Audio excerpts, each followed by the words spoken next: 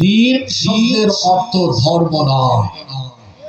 আপনি যদি বলেন হুজুর আজকে কোন ওয়াজ শুরু করলেন, আজকে কি কোনো রাজনৈতিক ওয়াজ হবে, তাহলে তার উত্তর হলো না, আজকে কবরের ওয়াজ হবে।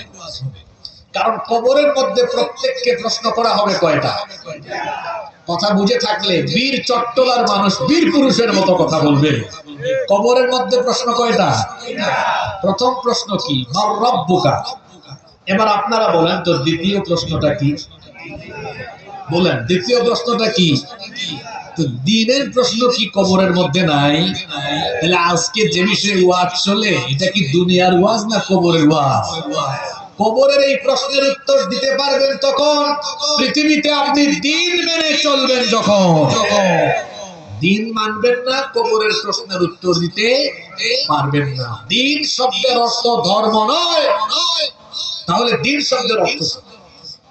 কোরআনে কারীমে দ্বীন শব্দটি বিভিন্ন সূরায় বিভিন্ন আয়াতে বিভিন্ন অর্থে ব্যবহার হয়েছে। আসুন আমরা দেখে নিই দ্বীন শব্দের কত অর্থ আছে।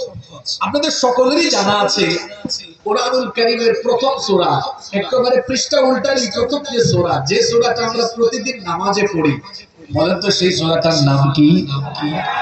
সূরাতুল ফাতিহা। যখন আপনি তিলাওয়াত করবেন সেখানেও আপনি দ্বীন শব্দটি পেয়ে যাবেন। সওয়াবের নিয়তে আমার সাথে সবাই তিলাওয়াত করেন, আলহামদুলিল্লাহি রাব্বিল আলামিন আর রাহমানির রাহিম মালিকি ইয়াউম